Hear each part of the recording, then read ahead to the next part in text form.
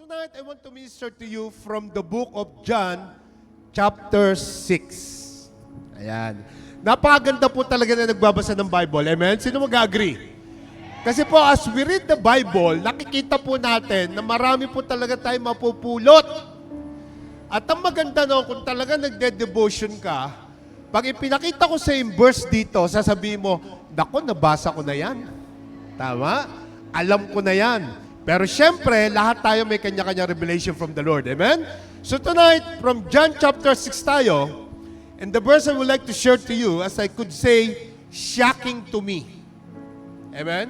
Ito pong buong chapter na to na nabasa ko, shocking to me. Bakit po? Kasi nung nabasa ko po to at binigyan ako ng revelation ni Lord, nakita ko na maganda ito pag-usapan at ituro sa inyong lahat tonight. Because even the first timer, second, third, fourth, fifth timer, o even matagal ka na, makaka-relate ka sa mensaheng ito. This message will definitely meant for you. How many of you again are excited? Shout aloud, hallelujah, please. So let's read. Let me read it. May reader ba tayo? Let me read it for now. Sabi po sa John 6:66. From that time, many of his disciples went back and walked with him no more. Basahin nga po natin ulit, sabay-sabay po tayo. From that time. 1, 2, 3, go!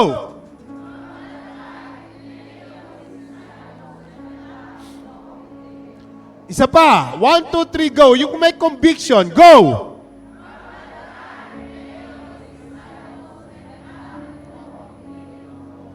So, nung nakita ko tong verse na to, huwag niyo intindihin yung 666. Walang meaning yan dyan. So, from that time, many of his disciples. So, ang sabi po ng Bible, Scripture, ang mga lumayo sa Kanya, yung mga nang iwan kay Jesus, mga disciples na. Hindi regular attendee, mga disciples na. So tonight, nilagyan ko to ng message na, anong dahilan, bakit may mga taong lumalayo kay Jesus? How many of you are excited again? Bakit? Anong dahilan? So, as per John chapter 6, babasahin po natin istorya, titingnan natin kung ano yung mga dahilan. At baka mamaya, isa ka na roon sa mga ganung naramdaman. Amen? Tingnan mo yung katabi mo. Sabi mo sa kanya, hopefully, hindi ikaw ang taong yon. Sabi mo. In other words, what are the reasons why people walk away from Jesus? Ano po yung mga dahilan? Kay Jesus na, nasa church na, nagsaserve na, lumalayo pa.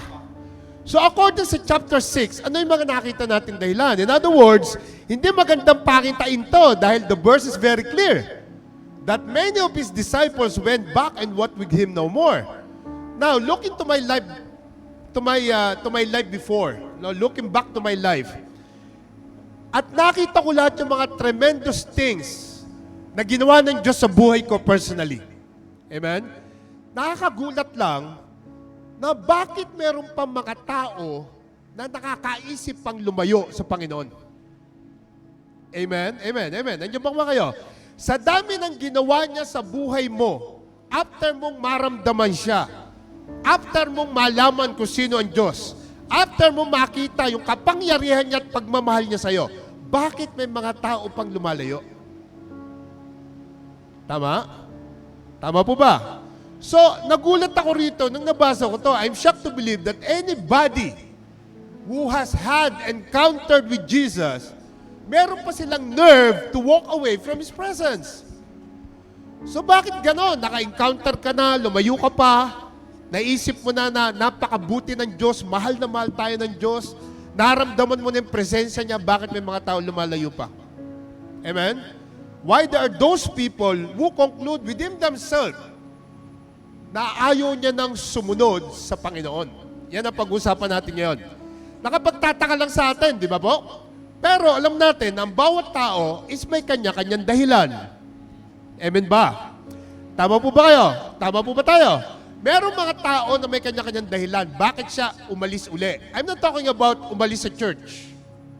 Listen. I'm not talking about umalis sa church. Umalis sa presensya ni Jesus. Whatever reason, may kanya-kanya tayo. And we know na meron silang kanya-kanyang justification why. Tama?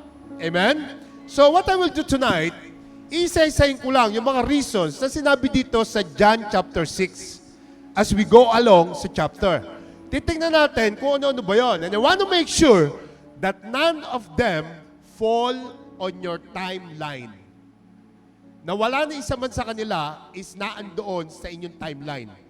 Look at your neighbor and say, in Jesus' name, hindi ka kasama sa mga points ni Pastor tonight. I will give you 4 points tonight. 4 na points na gusto ko isulat nyo. So here dito sa John chapter 6, makikita natin, kung babasahin nyo po yung John chapter 6, from verse 1, we are talking verse 66, right? Chapter 6 na. So sa verse 1 pa lang ng chapter 1, makikita natin sa John chapter 6 na naandoon yung Jesus fed 5,000 people. Sa John chapter 6, doon sa early verses. At paano na ginawa yon? He has taken 5 loaves of bread and 2 fish that a boy had. Natanda nyo? Then he multiplied it and fed those 5,000 people.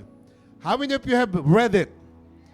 At alam natin lahat na napakalaking miracle noon. Tama? At nakita yon ng mga disciples niya, ng mga tao sa paligid niya.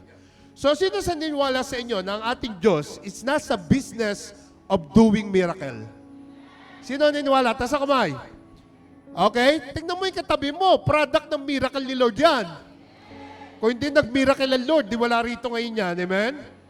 Product yan ng miracle ni Lord. Ako, produkto ako ng miracle ni Lord.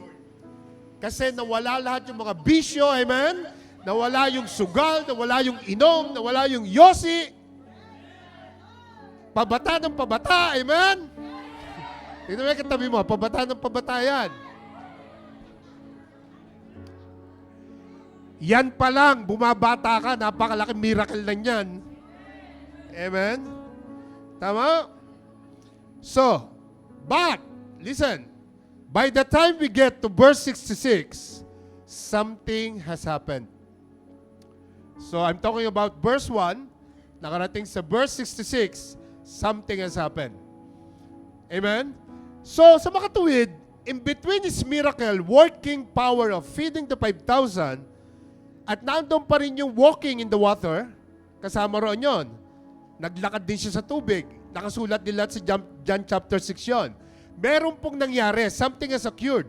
And sadly, the disciples, after the miracles that they have seen, by their own eyes, were no longer walk with Him pagdating ng verse 66. So ano nga ba nangyari? What happened?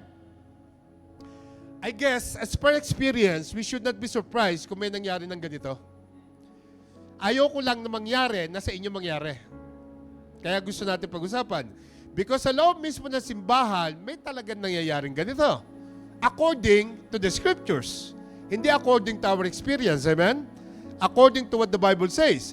We know that there are some people who were faithful in serving the Lord in the kingdom of God, but now, they are nowhere to be found. Nag-backslide, yun po yung matindi. And I'm so blessed to see our primary leaders, ang mga annex team natin, ang even 144 na binibuild up natin ng mga cell leaders, at lahat kayo, you are still here. At hindi pa kayo nawawala. Palakpakan mo ang Diyos sa buhay mo. Come on. Kayong lahat ng mga remnants na naandito sa church na to. I'm so blessed na naandito pa rin kayo. Sabi mo sa katabi mo, sa kaliwat kanan, you are still here. Sabi mo. Sa kabila, you are still here. Sa dami ng mga disappointment in life, maaring umalis ka na rin. Sa dami ng mga pagsubok, maaring bumigay ka na rin. Sa dami ng pinagdadaanan ng church na to, you could walk away, but you're still here. Tama? You have your own trials, tribulation. You have your own issues, your own challenges. But again, you are still here. And I'm so glad for that. Come on, palakpakan mo ulit ang Panginoon dahil nandito pa rin yung katabi mo. Amen?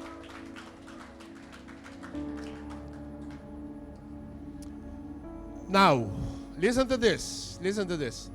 But there's something that caused a number of His disciples to walk away from Him. As a matter of fact, I think it's interesting that the scripture says, from verse 66 again, ang sabi, from that time, many of his disciples went back and walked with him no more. Again, notice the word disciples. Hindi sinabing mga normal attendees to. Ang sabi mga disciples na ni Jesus mismo. So what's the reason on this? Anong meron dito? Na mga disipulo niya mismo ang nawala at umalis. Now, I'll give you the first reason na nakita ko from the scriptures. At titingnan po natin yung John chapter 6, 26 and 27. Basahin po natin. Can somebody read it? 26 muna. Sige po, pakibasa. Jesus answered them and said, most assuredly, say to you, you seek not because you saw the sign, but because you ate of the loaves and you were filled. You, listen to this. Listen to me. Here in this verse, kinikriticize ni Jesus yung mga tao na sumusunod sa Kanya. Bakit? For the physical and temporal benefits. Nakita nyo? But not for the satisfying of their spiritual hunger. May kausap po ba ako dito? Sadly, maraming tao nakita natin ganyan. Hindi natin nilalahat. Walang trabaho, nakarating dito. Visit visa, na-invite natin, natanggal sa trabaho, nakarating dito. Why? Walang trabaho eh. Kailangan ng prayer. Inilapit natin sa Panginoong Jesus. Tinulungan ng cell group at ng buong church. And guess what? Nung nakakita ng trabaho, nawala. Why? Tama? Why? May kilala ba kayong ganyan? Kasi why? Because they came here not for the spiritual hungerness, but for the benefits of temporal material things. Doon lang sila nagpunta. Ito, but because you ate of the loaves and were filled. Tama? Meron pa akong mga experience, walang anak, hindi magkaanak, ipinag-pray. Ilang beses kong pinag-pray sa harap. Salamat sa Diyos, naghimala. Nagkaanak. Nung nagkaanak, nawala.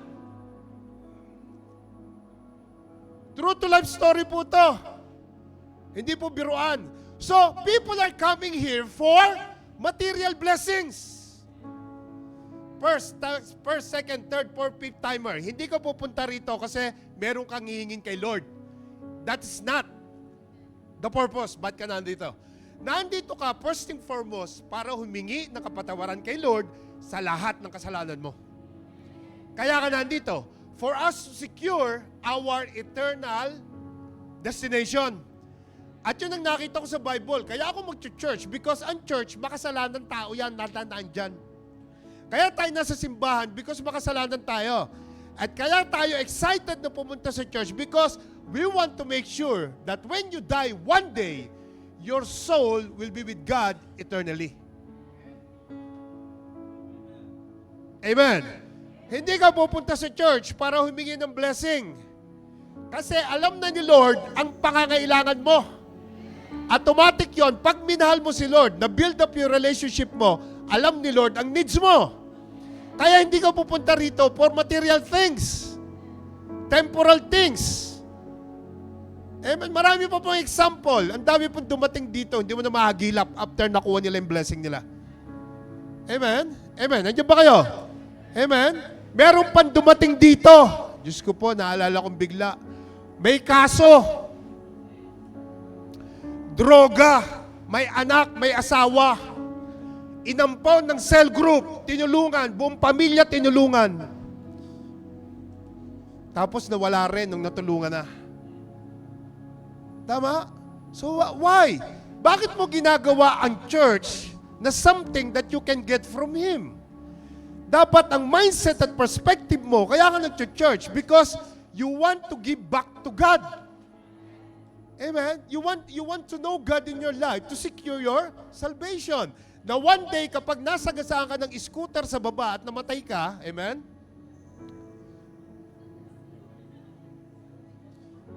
Namatay kang bigla, alam mo kung saan ang punta ng kaluluwa mo.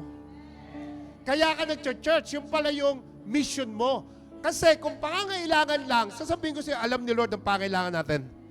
As per experience, kapag si Lord minahal mo, dahil mahal ka ng Diyos, kapag minahal mo siya, God will be your provider. Amen?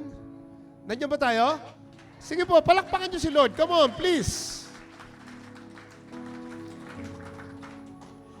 So, yung mga taong yon, they came here for a while for physical and temporal benefits alone. And generally speaking, many people use religion to gain prestige or even political votes. Tama? Papasok sa church kasi kailangan ng boto. Kasi kailangan niya ng boto sa eleksyon. Tama? But those are self-centered motives alone. Mga self-centered po yun. But a true believer of Christ, simply, kaya ka na sa church because gusto mong i-build ang relationship mo kay Lord. Yun ang dahilan. Amen? Sabi niya rito, Jesus answered them and said, "Most assuredly I say to you, you seek me," sabi ni Lord, "because you saw the signs." Nakita mo nagpakain ako ng 5,000 na tao. Nakita mo lumakad ako sa tubig. So ngayon, hinahabol mo ako because you ate of the loaves and were filled and you want more. Hindi ako nagsabi niyan. Ang scriptures. Amen? Kaya palakpakan mo ang Panginoon kung naandito ka for spiritual hungerness. Come on. Then tingnan niyo po ang verse 27. Tingnan niyo po ang verse 27. Ano po sabi? Pakibasa na. Do not labor for the food which perishes, but for the food which endures to everlasting life, which the Son of Man will give you, because God the Father has set His seal on Amen. him. Napakaganda, di ba? Listen carefully. So from verse 26 till here sa 27, sinasabi ng Panginoon, maraming mga disciple niya nag-stop in following Him because He's no longer giving them bread. In other words, Jesus was saying, you are here, pumupunta ka lang, nagsisimba ka lang because meron ka lang hinihingi sa Kanya. You just want to do miracles for you. You just want to answer your prayers. Gusto mo lang ng favors, gusto mo lang ng blessing, gusto mo lang makakuha ng something sa Diyos. Pero alam niyo po mga anak, kung maintindihan lang natin ang kapangyarihan ng Diyos, kung malalaman mo lang kung gaano ka kamahal ng Panginoong Yesus, darating at darating sa buhay natin that when you follow Jesus, listen to me, it's not because you want anything from Him, but because you want to serve Him. Yun dapat ang purpose mo. Come on, I wish mayroong mga tao rito na sisigaw ng malakas na hallelujah! Kasi na-realize na yun ang ipinunta niya rito. Tama? Hindi ka pupunta rito because you want something from Him. Pupunta ka rito because you want to establish your relationship with Him. And when you are still alive, you want to serve Him. Hindi po lahat ng tao nabibigyan ng privilege na mag-serve. Hindi. Napakaraming tao, gantong time, day of bukas, inuman na, makalasing na, pustahan tayo. Kung naka-sharing plot ka, yung hindi mo kasama sa plot, tingnan mo, pag-uwi mo mamaya. Maraming tao, lasing na ngayon, mamaya nasa bar pa. Ikaw, inaalam mo sa buhay mo kung sino ang Panginoon. Napaka-bless mo, tama? Amen? Alam mo, sa totoo lang, we are so blessed, we are so privileged, hindi lang tayo binigyan ni Lord ng pagkakataon makilala siya, pero yung pagkakataon ng pagsilbihan siya. Napaka-the best mo nun. You and your household will serve the Lord. Tama? Alam nyo, as your spiritual leader, as your pastor in this church, ang dalangin ko sa Panginoon, and I'm claiming it in Jesus' name, na nandito tayong lahat, not for fishes and bread or loaves lang. Nandito tayo, instead, we are here in this place because we have spiritual hunger. Kaya naandito ka every Friday. Amen? And as a matter of fact, we have been too very careful, no po, kaya tayo nagpipreach ng gospel dito sa harap para maintindihan ninyo lahat. No, we present the gospel to people because this is what I used to say. Hindi tayo mag-i-invite ng mga tao sa church para maayos ang buhay nila. Don't ever do that. Meron ka nakilalang naka-visit visa, sasabihin mo, oy, punta kayo sa church namin. Every Friday ng gabi, punta kayo roon, magkakaroon ka ng trabaho. No! Don't even say that. Hindi ang church ang magbibigay ng trabaho sa kanya. Even ako, hindi ko siya mabibigyan ng trabaho. So don't ever use that word. Para magkaroon ka ng trabaho, sama ka doon sa amin. Huwag niyo pong gagawin yon. O, sama ka sa amin kasi pagpe-pray ka namin doon para magkaroon ka ng anak. No, don't ever say that. That's not the reason why we come to Jesus, tama? We don't want to present to them Jesus so that He can fix all their problems. Hindi po yun. Hello. Narinig niyo po ako? So that he can have a new car, so that he can get his license, so that he can have a job. Hindi po yun ang rason. That's not the way we invite people to Jesus. Amen? Instead, we present the gospel because we want people to know that we are all sinners. That's the reason. And we need the Lord Jesus Christ for the forgiveness of our sins. Amen po ba? Am I talking to somebody here? And if the truth been told, listen to me, alam natin lahat na marami pa rin tao sa loob ng church, ang mga self-centered and selfish people. Meron pa rin. And thank God, wala nang ganong mga taong ganon sa loob ng church na to. Amen? Palapakan nga natin si Lord. Come on. We are here not a church. We are here as a family. Tama po ba? Amen? So, hindi tayo self-centered dito. We pray for each other. Kaya nga pinaghahawa ko kayo ng kamay. We need to pray for each other. We need to see the needs of our brothers and sisters. Tama? So the first point that I have for you tonight, bakit may mga tao lumalayo sa Panginoon is because their selfish motives. Biblical po yan. Nakita natin sa verse 26 and 27 yan. Yan yung una. Bakit may mga tao lumalayo? Because selfish motives. And usually, napapansin ko, the reason why people come to Christ is for blessing and not for forgiveness. Tama? Yung po'y nagagawa ng reliyon. Doon tayo binuhay. Doon tayo lumaki sa reliyon. Napupunta tayo sa church kasi may hingin tayo kay Lord. Kasi may gusto ka. At kapag nakuha mo na, or kapag hindi binigay, nawawala ka na. How about your salvation? Amen? Meron ba kayong kilala na bumili ng St. Peter? Na iniready yung St. Peter para meron siyang magandang kabaong, amen? Transparent, para meron siyang magandang musileo pag binurol siya, at meron siyang magandang karo na maghatid sa kanya. Ang pinaghahandaan ng tao, body. Ang body, mabubulok lang sa nicho. Ang paghandaan mo yung soul. And that is the reason why Jesus Christ died on the cross for you. And people should know that. Tama? Hindi lang sa blessing, hindi lang sa biyaya. Amen ba? Amen. Nandiyan pa tayo. So, you know what? I'm trying always to be very careful when we present the gospel here because that's the gospel. That's what Jesus wants people to hear. Now, we cannot do anything without Him. He's the only way, the truth, and the life. No one can come to the Father except by Him. Yan ang gusto natin parinig sa church na to. Because I want people here to understand that we come and they must receive the Lord Jesus Christ because He died for the sins of mankind. Tama? Hindi po tayo makakarating sa langit kapag wala ang Lord sa buhay natin.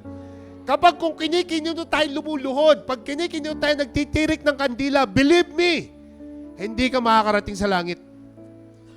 It's written in the Bible, Jesus was buried, died, was buried, and rose again. Kaya siya namatay, kaya siya inilibing, dala niya lahat ng kasalanan mo at kasalanan ko.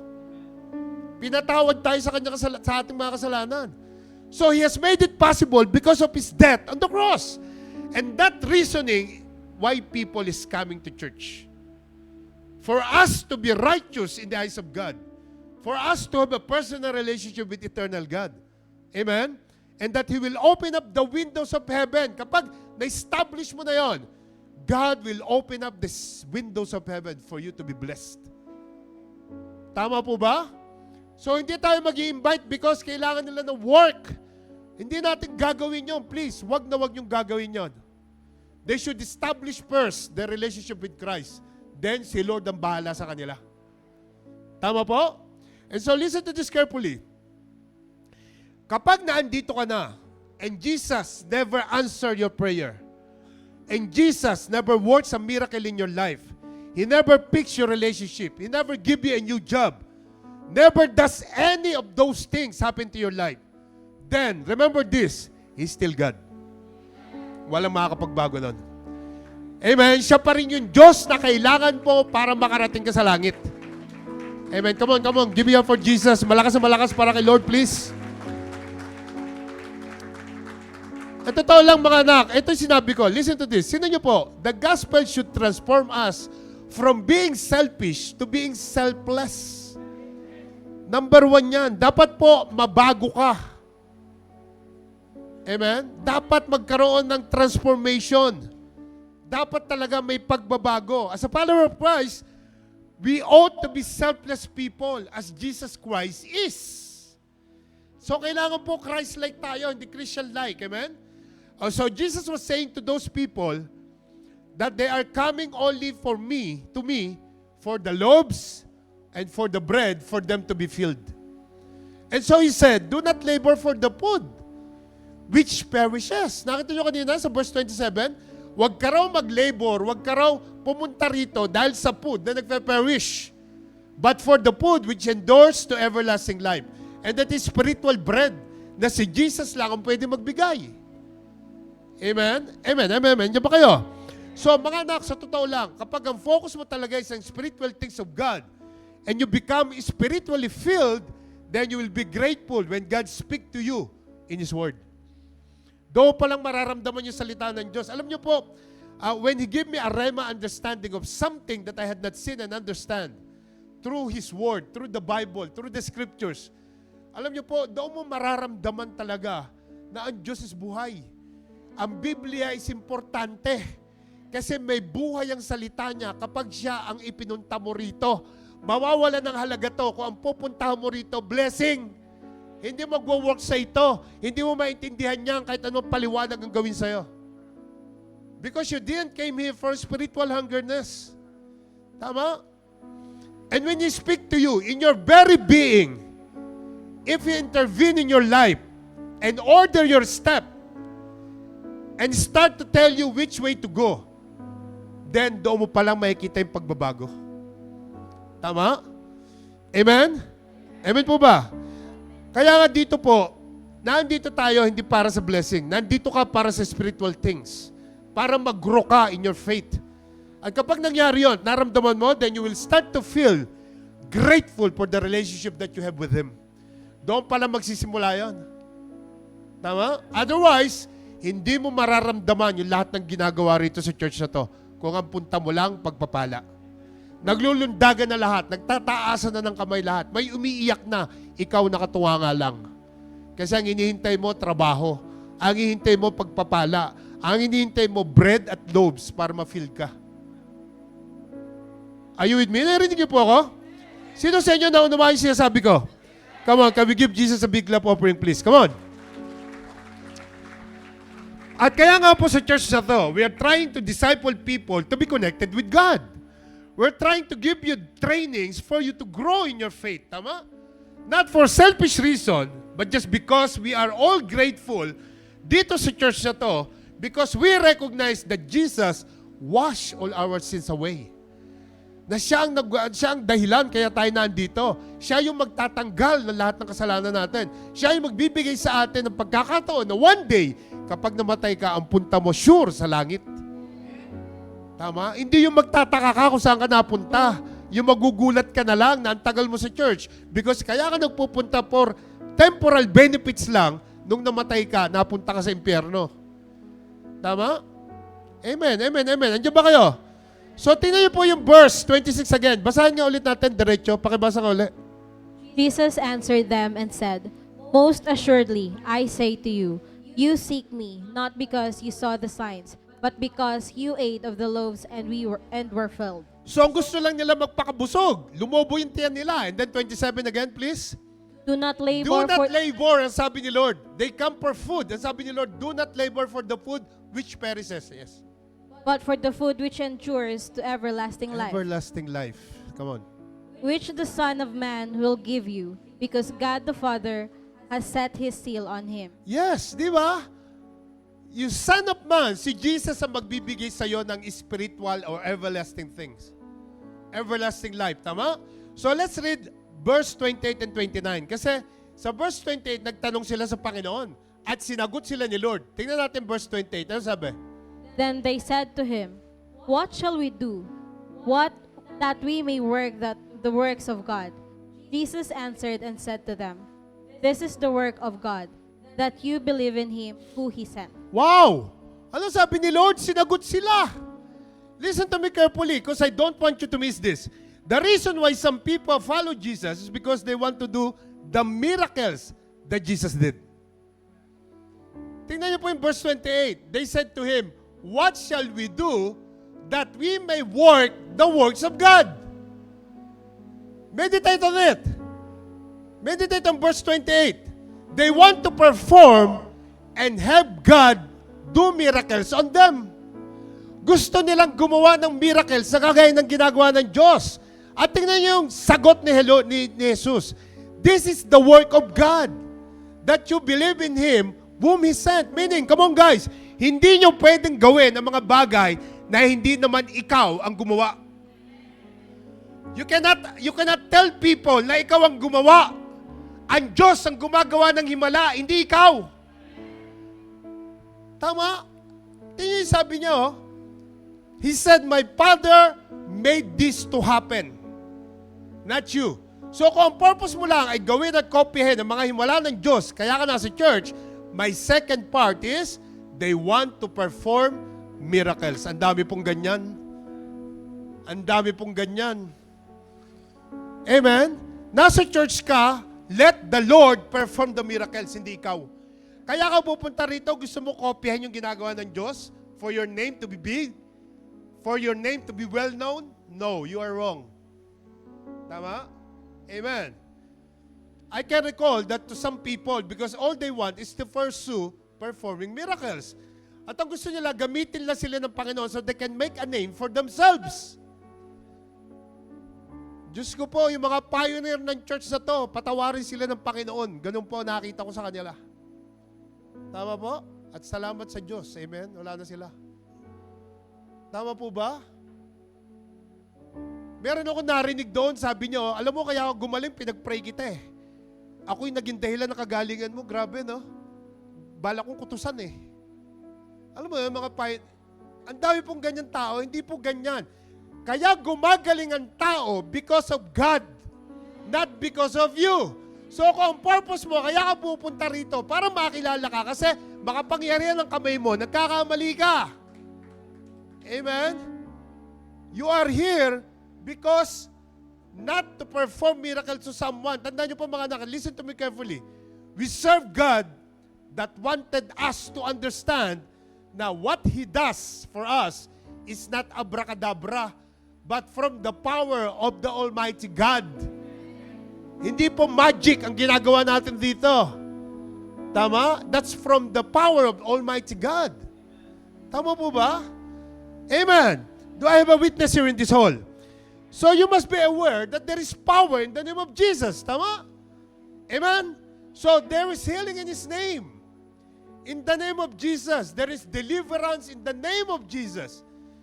And when God used to do a miracle, all the credit, listen to this, all the credit and all the glory belongs to Him alone. Tama? Come on, palakpakan nga natin ng Diyos. Come on. Kasi po, sometimes may mga taong nagtitake ng credit. No po? At ang nakakalungkot po roon, no po? Ang nakakalungkot doon, the way they perform it and telling something special about them, come on, ang iniisip nila, sila ang nagpagaling. Ang iniisip nila, kaya nagkaanak kasi hinawakan nila yung puson. Amen po ba? Andiyan po ba kayo? Tandaan niyo po, wala kang magagawa kapag ang Diyos hindi gumalaw. Whatever has been done, have been done through the power of God and the Holy Spirit. So you must be thankful na ginamit ka ni Lord. Hindi credit yun sa'yo. Amen? Somebody high five your neighbor and say, it's the power of God. Sige nga. Kabilat kanan, sabi mo, it's the power of God. Amen? So ano mang miracle lang nangyari? Meron bang himalang gumaling? Meron ba na deliverance? Meron ba na slain? May katumanggap sa Panginoon? May mga nabagong buhay. It's the miracle working power of the God we serve. At wala nang iba pa. Tama? Amen. Are you listening? It's the miracle power of our God. Yung miracle power ni Lord. Tama ba? He worked it out. He did it. He make it happen. And please, not you. Tama? Mga anak, let me tell you this. this ministry is not about Bobby Dakel. Hindi po. Kahit na mawala ako one day, LRC will definitely continue. Tandaan nyo palagi yan. Souls will continue to be saved. Life will continue to turn around. People will continually coming. And the ministry will go on and go on and go on. Because it's not about me, it's about Him. Amen? Gusto ko makita nyo yan. Sa church na to, si Lord ang nakakaalam, hindi tayo lahat. We are all servant of Jesus here. Amen? So tell to your neighbor, it's not about Pastor Bobby. Sabihin mo, sa katabi mo, it's not about me. It's all about the Lord Jesus Christ. Come on, palakpakan nyo ang Panginoong Jesus. Come on. It's about the Lord, the Savior that we are declaring in this church. Our personal God and personal Savior. And mga anak, you know what? Mga first, second, third, fourth, fifth timer, until you came to a place, no po? A full understanding that it's not about you, it's not about the church, God will never able to use you. Hanggat hindi mo kini-consider that it's not about you, it's about God, hindi kanya gagamitin, kapatid. Hindi kanya magagamit. Tama? Am I talking to somebody here? Amen? So, ganun po yun. Amen? Kaya nga pinipili niya yung mga, naalala nyo yung mga gusto ni Lord na gamitin sa ministry? Naalala nyo yung mga qualifications? So, it's not about you, it's all about Him. Kasi pag yun ang pinili niya, mga klaseng taong yun, alam ni Lord, nang mag-glorified, ang Diyos, hindi sila. Kasi nga wala silang alam, stupid sila, tama? Hello, natandaan nyo po ba yun? Yun ang point natin. Kaya hindi pa pwedeng mag-glorify ikaw, si Lord lang. Amen? Amen. So, not only do people stop following Him, hindi lang yon. Because number one, they're selfish, but also people stop following Him because secondly, they want to do miracles for the name's sake. Amen. For the third reason, let's continue to read the next verse. From verse 30. Verse 30 tayo. Pakibasa. Therefore they said to him, what sign will you perform then? What we may see it and believe you? What work will you do? Tandaan nyo po, hindi ka pwedeng humingi ng sign kay Lord bago ka maniwala. Therefore they said to him, kung hindi kami gagawa noon, ang Diyos pala, what sign will you perform then that we may see it and believe you?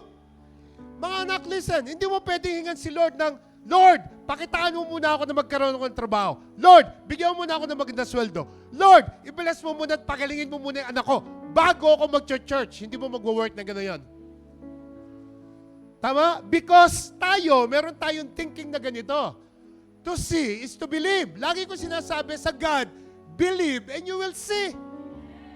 Hindi mo pwedeng hingan ng proba sa Lord. What work will you do? So that they may see it and believe you. Pwede mong ganunin si Lord? Amen? Pwede? Hindi. Hindi mo pwedeng questionin ng Diyos. Yan po yung sinasabi ko palagi. Amen? Na tayo is to see is to believe. But kay God, believe and you will see. Kailangan mo nang maniwala ka doon may kita ang Diyos magtatrabaho sa buhay mo. Tama? Verse 31. Ano yung sabi? Our fathers ate the manna in the desert. As it was written, He gave them bread from heaven to eat. Alam niyo yung mana? Hindi yan na inheritance, ha? Yung mana, yan yung bread na ibinigay ni Lord galing sa langit upang yung mga tao makakain for 40 years sa gitna ng disyerto. Yan yung pagkain na binigay. He gave them bread from heaven to eat. Verse 32. Then Jesus said to them, most assuredly, I say to you, Moses did not give you the bread from heaven, but my Father gives you the true bread from heaven. You see? Akala ng mga tao si Moses na nagbigay ng bread. Tama? It's from the Father. It's not from Moses. Amen? And Jesus was talking about Himself, the true bread from heaven. Amen? Amen, amen, amen. Andiyan po ba kayo?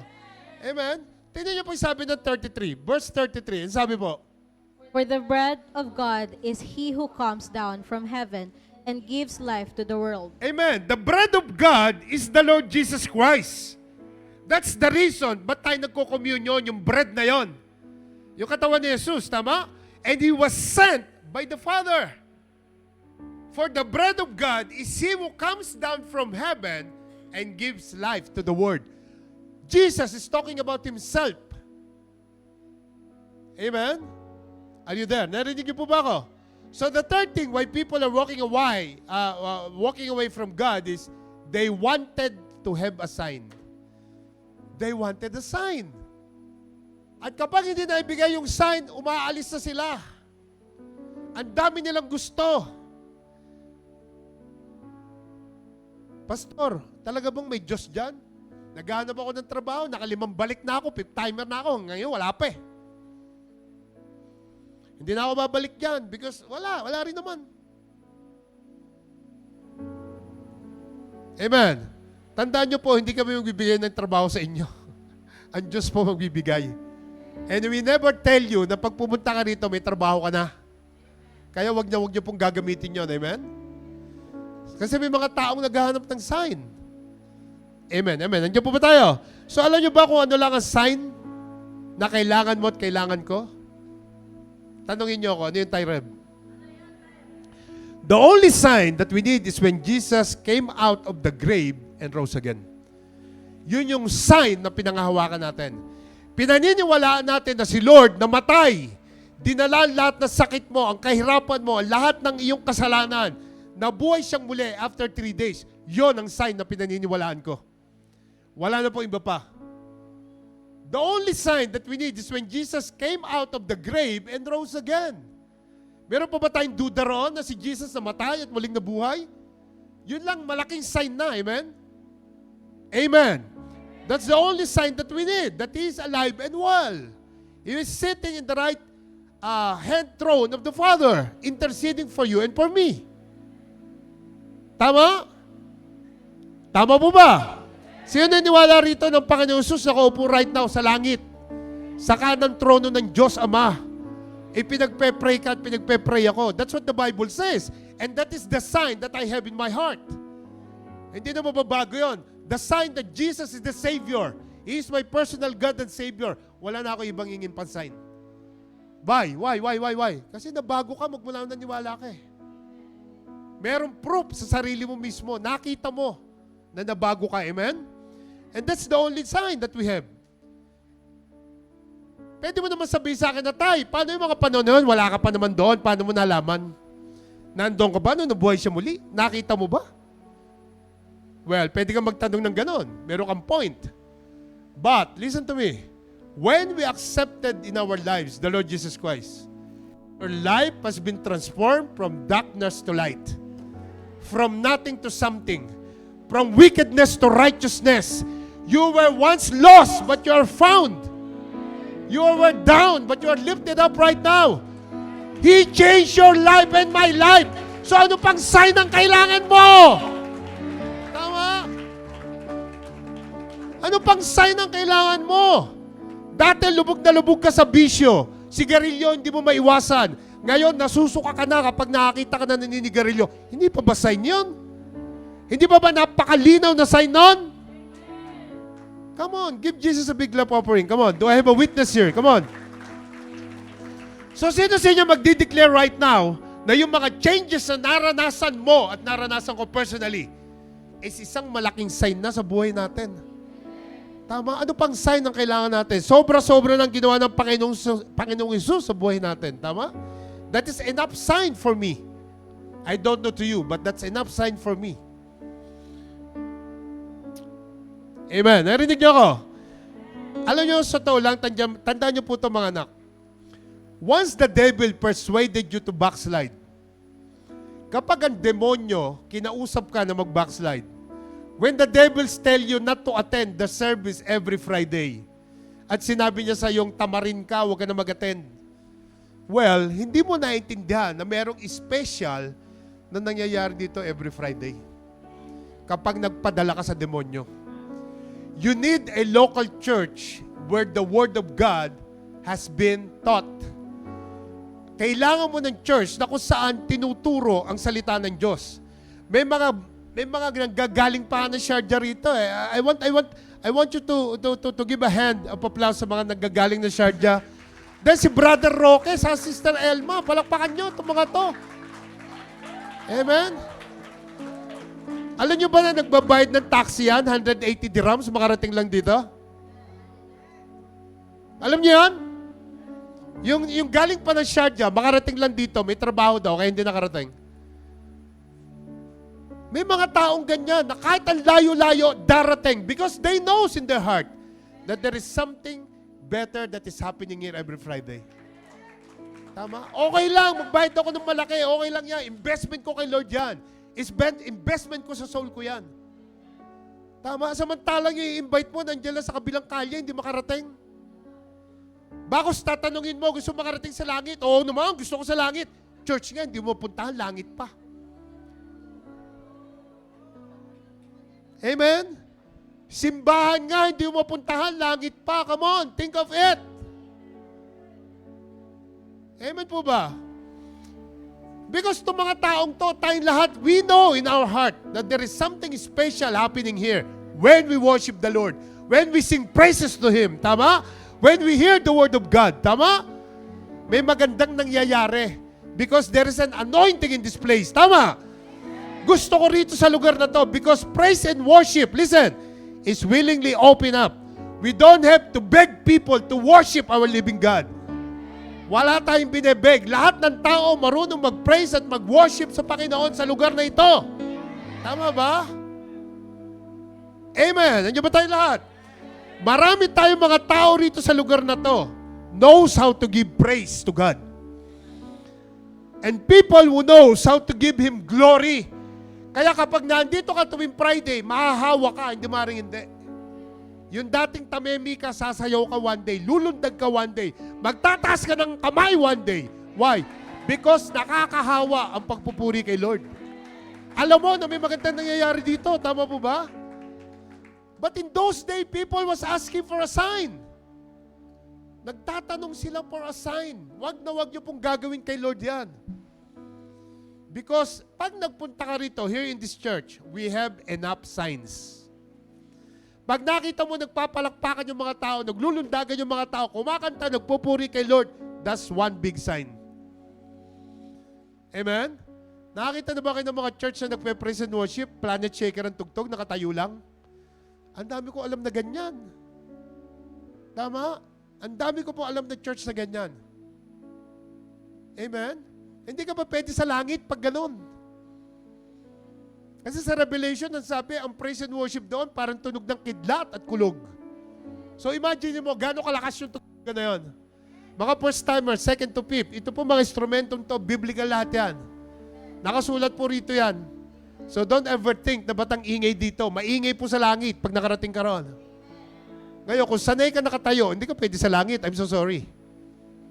Dahil lahat po ng mga tao roon, within the angels themselves, naglulundagan at nagpupalakpakan para sa Panginoong Hesus. Amen? Come on, give Jesus a big clap offering. Come on. So in this church, hindi natin kailangan ng signs. We have enough signs that Jesus is alive and well. Marami tayong sign. Amen? Now, how many of you believe that Jesus is a miracle-working God? Alam niyo po, lalo na sa mga first-timer na nandito right now, sa mga fifth-timer namin, hanggang fifth-timer, listen to me. Nararanasan namin dito yung presensya ng Diyos. Why? Because we don't know what God has stored in our life. When you raise up your hand to Him and you sing songs to Him and you start praising Him, hindi mo alam kung ano yung gagawin ng Diyos sa buhay mo. Magugulat ka na lang, may darating na pagpapala one day sa buhay mo. Mga hindi mo inaasahan mangyayari sa buhay mo. May malaking pagbabago na mangyayari sa buhay mo. So in this church, we don't need a proof. We don't need a sign. Because Jesus, we know, is a miracle-working God. Tama? Can somebody tell your neighbor, He is a miracle-working God? Come on. Mga anak, He is a way maker, miracle worker, promise keeper. That is our God. Yan yung Diyos sa pinagsisilbihan natin. So we don't need any sign. Hindi natin kailangan ng sign. Hindi tayo hingin ng sign kay Lord. Tama? Dahil alam natin that He will provide. So yung mga tao sa panahon nila, humingi pa ng sign. Hindi natin kailangan ng sign. Sobrang dami ng katunayan ng Diyos na ginawa sa buhay mo.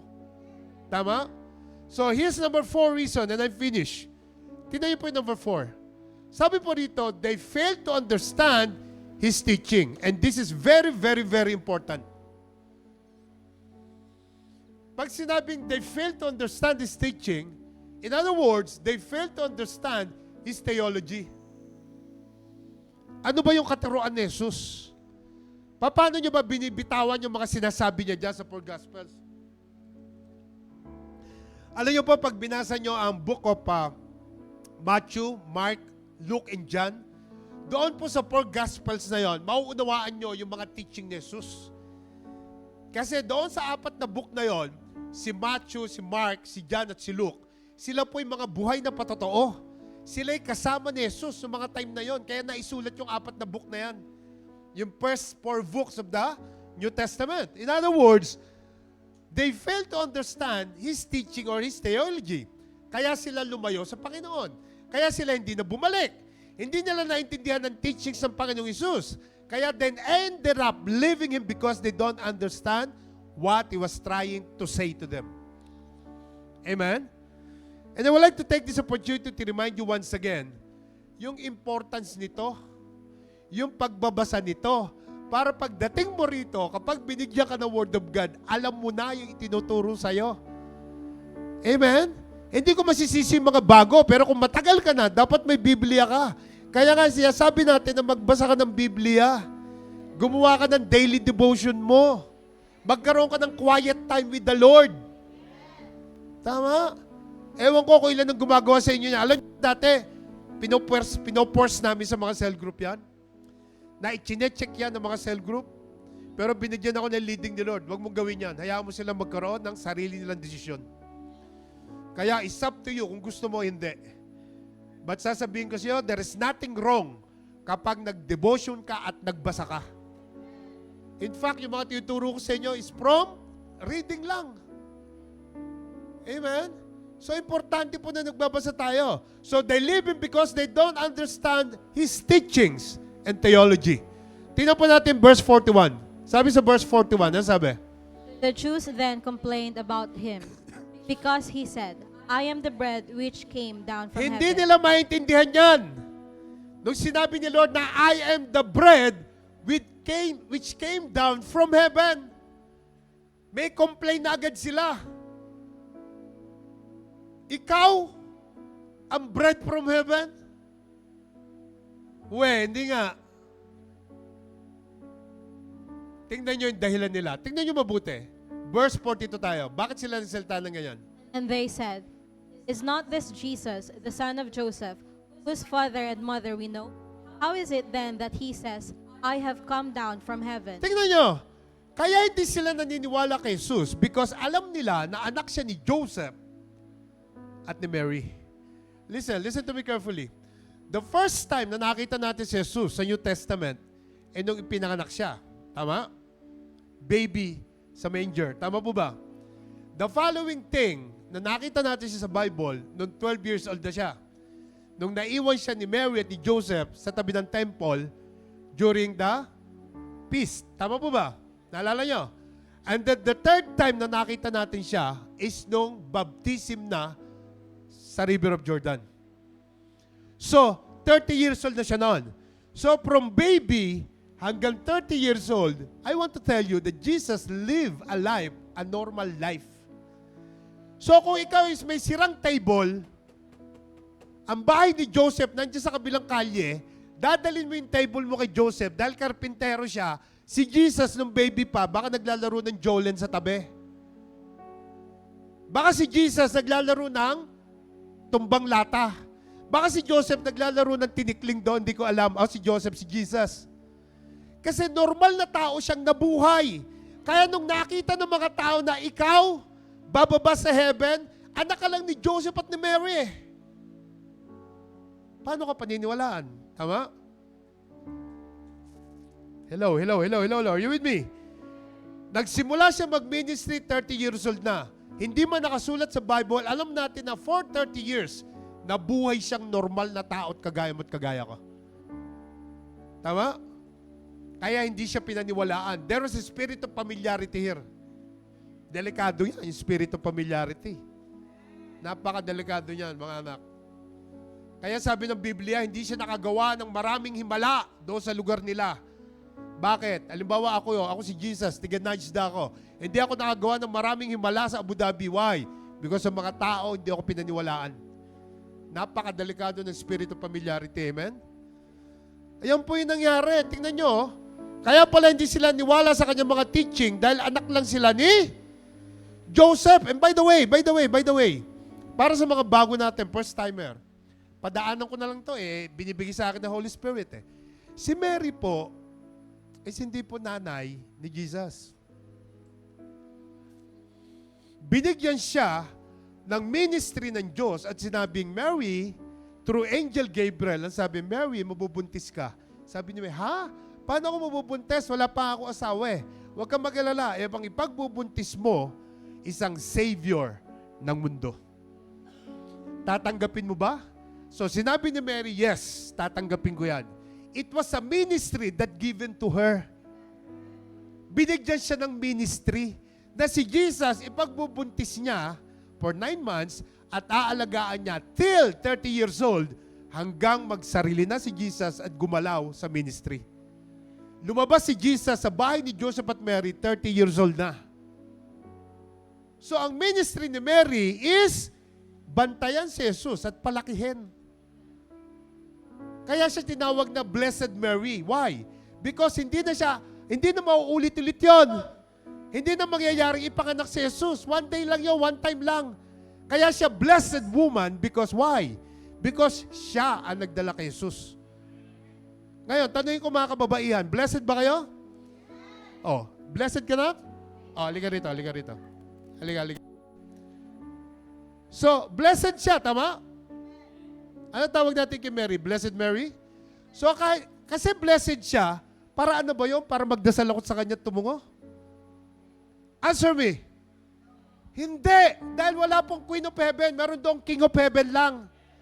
Magbasa po tayo ng Bible. Si Mary, kagaya mo lang na babae, normal na babae, ang pagkakaiba mo lang, ginamit siya ng Diyos todo-todo. Ganap. Amen? Gusto ko lang sabihin sa inyo yan because ito yung mga bagay na nabasa ko kaya iniwan ko yung old faith. Dahil merong mga mali na itinuro sa akin doon. Tama po ba? Kaya nga nung namatay siya, di ba pinako siya sa cross? Nandoon si John at saka si Mary. Ano sabi niya kay John, Apostle John? John, take care of this woman. Hindi sinabing, take care of my mother, take care of this woman. Pag nakarating ka sa langit, ako magsasabi sa'yo, katabi mo si Mary, nagpupuri kay Jesus. And that's true. Amen? So, tingnan po natin ang Biblia. Basahin natin para maintindihan natin because the truth will set you free. Amen? You shall know the truth because the truth will set you free. So, sabi dito, is not this Jesus, the son of Joseph, whose father and mother we know? How is it then that he says, I have come down from heaven? So, hindi sila naniniwala kasi bukod sa spirit of familiarity, alam nila kung sino siya. Hindi sila naniniwala. Bakit nga ba sinabi niyang he came down from heaven? But praise God, dahil sinabi niya siya ang bread of life. Siya talaga ang bread of life na bumaba rito sa lupa. Tingnan niyo po itong nakita ko sa verse 52. Tingnan niyo po, why they failed to understand this teaching. Verse 52 tayo, ano sabi? The Jews therefore quarreled among themselves, saying, how can this man give us his flesh to eat? Amen. Nagko-quarrel na sila, yung mga Hudyo. Nag-aaway-away na sila because on themselves. Why? Because hindi nila maintindihan ang mga sinasabi ng Panginoon sa kanila.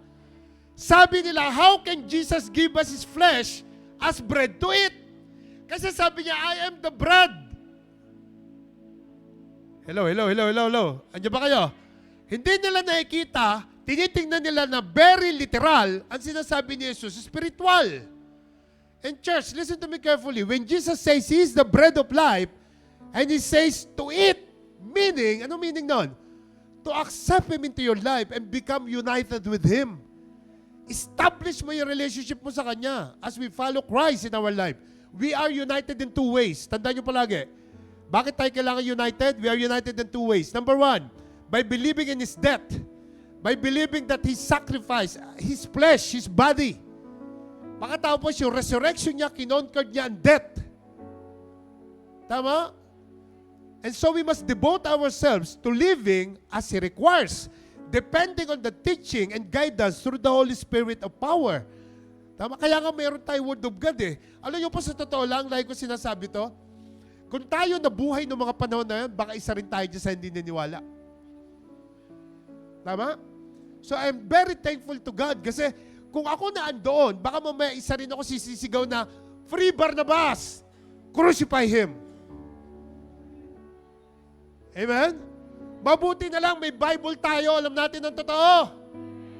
Tama po ba? And honestly, to tell you frankly, may mga first-timer tayo na hindi na bumabalik. Alam niyo bakit? Kasi hindi naman lahat sila naniniwala sa teachings na naninigal dito. Ang inahabol nila yung traditional na pag-church. Ang inahabol nila yung dala ng kultura natin pag-church. But I would like to highlight the fact na hindi naman tayo nagtuturo ng walang scriptures. Lahat ng tinuturo natin dito na sa Bible. Tama? Amen? So the reason why we have the screen here and why we're asking you to get a Bible for yourself is to show to all na ang Bible ang ituturo natin dito.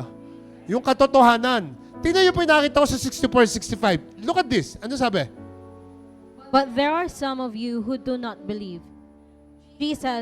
For Jesus knew from the beginning who they were who did not believe and who would betray Him. Eto, napakaganda nito. Sabi po ng scriptures, many are called, but few are chosen. Tama? Narinig yung verse na yun? Maraming tinawag, pero konti lang ang pinili. Bakit? Kasi yung mga tinawag, nakarating na rito, hindi na bumalik. Because choices nila yon. They have their own choices. At ang nakakatakot po rito, bakit few lang? Kasi nga, sila ang nag-decide na huwag mag-believe. Sila ang nag-decide na huwag maniwala. Yung first time ako sa church, bumalik ako. Bakit ako bumalik? Sabi ko kanina, kasi first time ko nakita to. First time ko umupo sa church, na tinuturo ito. 35 years roon, hindi minsan itinuro sa akin yan. Pagpupunta ako roon, tamang-tama ang tayo, tamang-tama ang upo, tamang-tama ang luhod. Ganun na lang weekly. Hindi ba napansin yun?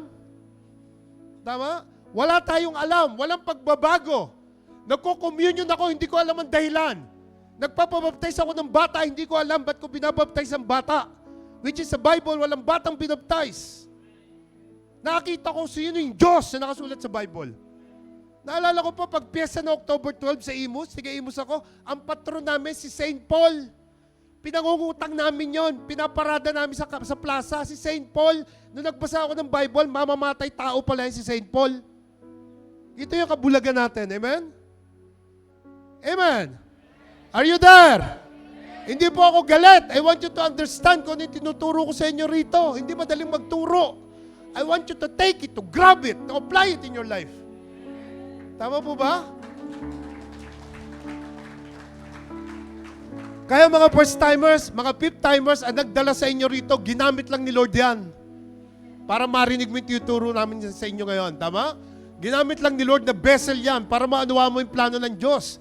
But still, God is so gentleman na binibigyan tayo ng freedom to choose. Di mo nakakatakot dito. For Jesus knew from the beginning who they were who did not believe. From the beginning, alam na ni Lord kung sino yung mga taong hindi maniniwala. At yan na nakakatakot dyan. Napaka-clear na yung scripture. Alam ni Lord kung sino yung mga taong in-invite niya rito, ginamitan niya ng tao para maniwala, pero hindi na bumalik. Alam ni Lord lahat yan from the beginning. But there are some of you who do not believe. Amen? Salamat sa Diyos kasi yung unang punta ko sa church, bumalik ako. Bumalik ako ng bumalik kasi nakita ko yung Word of God tinuturo. Ngayon, kung nakita mo na ang Word of God tinuturo, kung first timer, second, third, fourth, fifth, magpatuloy ka. Because sabi, faith comes from hearing and hearing and hearing and hearing and hearing the Word of God. Tama? Kaya yung faith mo, lalago because naririnig mo ang Word of God. See, verse 65. Tingnan natin verse 65. Ano sabi? And he said, "Therefore I have said to you that no one can come to me unless it has been granted to him by my Father." Hindi ka naniniwala. Hindi ka naniniwala, kaya ayaw mo nang bumalik. At sabi ni Lord, therefore, ayan, nasabi niya, therefore, I have said to you that no one can come to me unless it has been granted to him by my Father. Now, yung believe is crucial. Yung maniniwala ka is very crucial sa faith. Tama? Ang kasunod nyo, yung choices. First timer ka ngayon, second, third, fourth, fifth. Naniwala ka. So choices mo ngayon, babalik ka. Kasi listen to me. All spiritual renewals begins and ends with God. Ulitin ko ulit ha. Lahat ng pagbabago natin spiritually nagsisimula sa Diyos at natatapos sa Diyos. So if you will believe then, accept the Lord Jesus Christ in your life as your God and Savior, then ang Holy Spirit will reveal to you the secrets of God. Kasi sabi ng Bible, when you accept Him, the Holy Spirit, your body will become the temple of the Holy Spirit. At kapag nangyari yun, siya yung magre-reveal sa'yo ng katotohanan. Tama? Kaya po ang nanay-tatay ko hindi nanalo sa akin eh. Nanay-tatay ko hindi nanalo. Nung sinaran ko sila ng gospel, nung umuwi ako ng Pilipinas. Bakit? Tumanggap ako kay Lord 2002. Umuwi ako ng 2004. Ayaw niya maniwala. Pagbalik ko rito sa Dubai, nasa Dubai ako noon, pinag-aralan ko mabuti. Pagbalik ko ng 2005, lahat sila tumanggap kay Lord. Kasi hindi nila alam, dapat ang mga magulang mo ang unahin mo. Pag namatayan, saan ang punta niyan? Parang sinabi mo, Tay, kasi po, pag uwi ako ng Pilipinas, nagalit nanay tatay ko, kaya hinayaan ko na eh. So parang sinabi mo, hayaan ko na lang sila sa impyerno pag namatay. Ikaw ang may katotohanan. Ikaw ang magsasabi sa kanila. Tama? At ang sabi ni Lord, no one can come to me unless it has been granted to him by my Father. So, if you accept Jesus in your life, the Holy Spirit will come into you. The Holy Spirit will reveal the secrets of God. He will reveal to you the truth and then enable us to respond according to the truth. Tama? Kaya ka babalik eh, kasi nakita mo muna eh. Meron ka munang belief in your heart. Kahit hindi mo naintindihan, babalik ako kasi nakita ko merong magandang nangyayari doon. Kaya nga, ang point number 4 natin is, they left Jesus because they don't believe in His teachings. Marami tayong in-invite dito, hindi na bumalik eh. Kasi iba yung environment. Hindi sila niniwala. Tingnan po ito mga anak. Kaya ko dinidin always lalo ito sa mga evangelism natin. Choices is very important. Pag ako nagsasalita rito, sinasabi ko yung 3 C. Choices, chances for changes. It will all start by your choice. And your choice will bring you to your destiny. Kaya nagkaganyan buhay mo, choice mo yan eh. Tama? Ikaw may kasalanan yan. Kaya ang tatay ko namatay ng maaga kasi choice niya yan. Sabi ng doktor, iwasan mo ang sigarilyo, iwasan mo magpuyat, iwasan mo ang bisyo, hindi iniwasan. O, di namatay. Nung malala na yung katawan niya, hindi niya nakaya, sabi ng doktor, it's all about your bisyo nung bata ka pa. So, wala ibang sisisihin doon kasi choices niya yun. Lahat tayo may kanya-kanyang choices and your choices will take you to your destiny. At kaya nga po, nag-decide akong bumalik noon eh, kasi nauna yung choices. Sabi ko sa sarili ko, gusto kong bumalik kasi may magandang nangyayari dito, tingin ko. May sense ang pinag-uusapan nila rito. Kaya bumalik ako ng bumalik. Hanggang sa lumalim yung kaalaman ko. Tama? Amen. Amen. Andiyan po ba kayo? Alam niyo ba yung sekretong ginawa ko na? I just want to tell you this. Tuwing pupunta ako ng church, meron akong notebook. Nagsusulat ako ng lahat ng narinig ko. Sikreto yan. Ngayon, kung ikaw nagsusulat, huwag mo isulat yung verse. Ang isulat mo yung verse, o verse lang. Kasi marami nagsulat, tad ng verse. O John 6, kung ano yung mga John 6 na yan, binanggit lahat. Yun lang. Pag uwi mo ng bahay, ano yun? So, pag may John 6, John 3:16, isulat mo yung sinabi ni Pastor. Ano ba yung John 3:16? Ito pala yung John 3:16. Na ang Diyos namatay para sa atin. Binayaran na kasalanan natin. So, doon ako nagsimula. Kaya po yung notebook ko, ganyan kakapal, 3, nakatago pa sa bahay. Ginangat kita ng pusa. Amen? Doon ako nagsimula. Kasi, sabi ko sa sarili ko, listen to me everybody, na andito na rin lang ako, ba't di ko pa seryosohin? Diba? Nagpalit na rin lang ako ng paniniwala, ba't hindi ko pa gawin? Kasi nakaupo lang ako doon, ba't pagdating ko rito, uupo rin lang ako? Eh di sana bumalik ka na lang doon. Uupo ka rin lang pala. Meron tayong gagawin. Sabi sa katabi mo, may gagawin tayo. Tama? So in our story, I would like to end this now. In our story, before people leave Jesus, why? Because meron silang hindi naintindihan. So when He said, I came down from heaven, when He said, I am the bread of life, when He said that you must eat my flesh and drink my blood, sinabi niya yun hindi nila naintindihan. Ang akala nila cannibal. Tama? And not only they don't understand His teachings, some of them are being offensive too. Kasi po ang Word of God, makaka-offend talaga. Nakaka-offend po talaga. Sabi po sa Hebrew 4:12, for the Word of God is alive and powerful.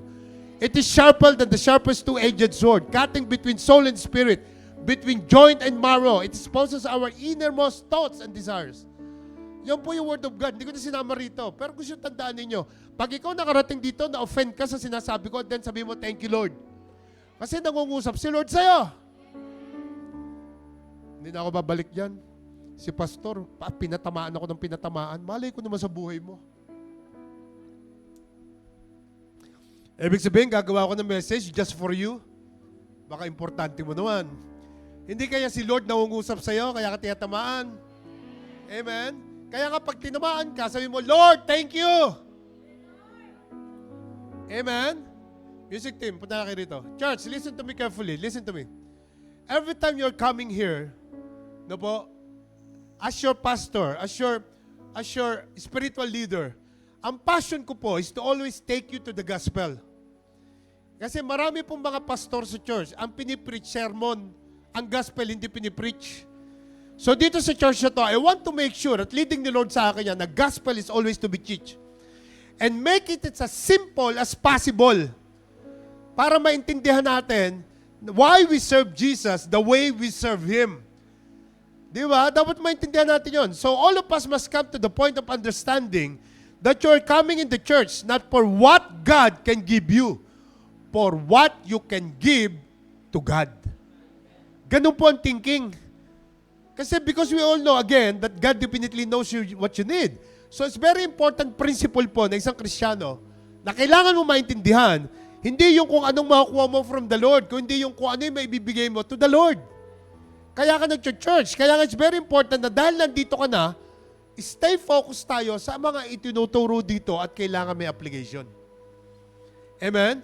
Because the pastor here is trying to explain to you the Word in a very practical manner. Kaya po, parang galit na galit ako pero hindi. Gigil na gigil lang. Para po pumasok sa inyo, amen? Kasi ang pinakamalaking problema ng pastor, ang pinakamalaking kasalanan ng pastor, kapag nag-preach siya bago may natutulog dyan. Lahat ng tulog, shout amen! Thank you, Lord.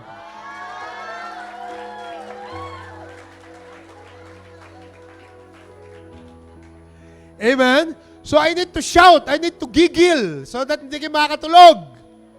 Tama? So church, ano man ang pinagkakaabala nyo sa buhay? Listen to me. Before we close this. Don't let the enemy to convince you that you don't need Jesus in your life. Huwag kayong papadala sa takbo ng utak ng demonyo at sesyaran ka ng demonyo at sasabihin sa iyo, hindi mo kailangan si Jesus sa buhay mo. In fact, you cannot live your life properly without His Word and without the Lord Jesus Christ's guidance in our life. Tama? Sabi mo sa katabi mo, we need Jesus in our life. Sa kabilang side, sabi mo, stay the course with Jesus. Finish the race. Mga anak, do not go away from His presence. Tama? So let's conclude it. Conclusion. Number 1, I will not be selfish from now on. Sabi mo, I will not be selfish from now on. Number 2, ang sabi ko dito, number 2, I'm not going to do miracles by myself. Sabi mo. Number 3, I'm not gonna look for a sign. And the last one, I'm gonna understand His teachings and theology. And with all said and done, hindi ako aalis, hindi ako lalayo, hindi ako bibitaw. Mananatili ako sa presensya ng Lord through this church and with all kings of kings and Lord of lords dahil alam ko na nasa tamang paniniwala ako. Amen? Dapat ganon ang understanding natin.